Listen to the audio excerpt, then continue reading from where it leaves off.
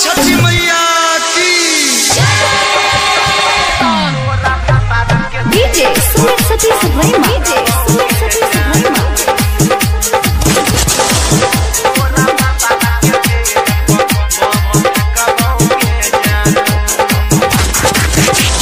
ससुरा से छठ में ले तोहरा मुहवा नहीं देखबोगे जानू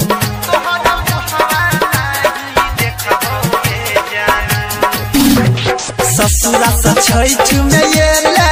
तोहरा मुहवा नहीं देखबोगे जानू गे जानू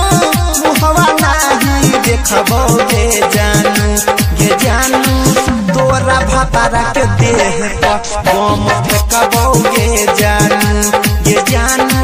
तोरा भतारा के देह पर बम फेंकबोगे जानू ससुरा से छठ में ले तोहरा मुहवा नहीं देखबोगे जानू गे जानू मुहवा नहीं देखबोगे जानू गे जानू तोरा भतारा के देह पर बम फेंकबोगे जानू गे जानू तोरा भतारा के देह पर बम फेंकबोगे जानू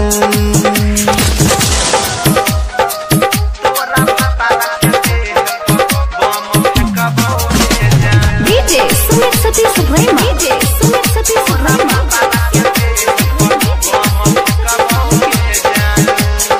अभी आप सुन रहे हैं युवा स्टार म्यूजिक की शानदार प्रस्तुति।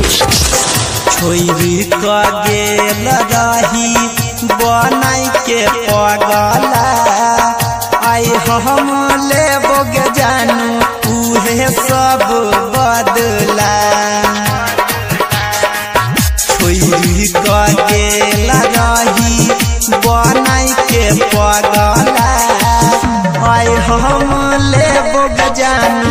उहे सब बदला जाए नहीं देबो तोहरा रास्ता हमें छेकबोगे जानू गे जानू रास्ता हमें छेकबोगे जानू गे जानू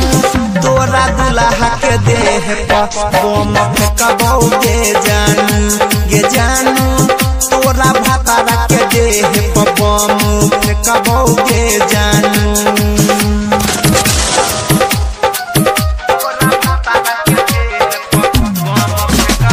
डीजे सुमित सतीश वर्मा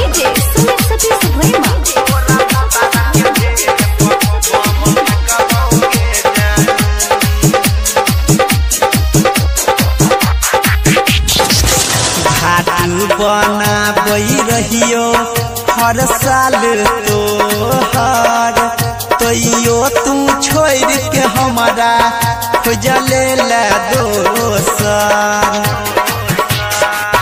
घाटू बनाबई रहियो हर साल तोहर तैयो तू छोड़ के हमारा खोजले ला दोसर अनिल सोनी कहो दिल दिया लेके सेकबोगे जानू गे जानू दिया लेके सेकबोगे जानू गे जानू तोरा दुल्हा के देह पर बम फेंकबोगे जानू गे जानू तोरा सैया के देह पर बम फेंकबोगे जानू ससुरा से छठ में ले तोहरा मुहवा नहीं देखबोगे जानू गे जानू मुहवा नहीं देखबोगे जानू गे जानू तोरा भतारा के देह पर बम फेंकबोगे जानू गे जानू तोरा भतारा के देह पर बम फेंकबोगे जानू।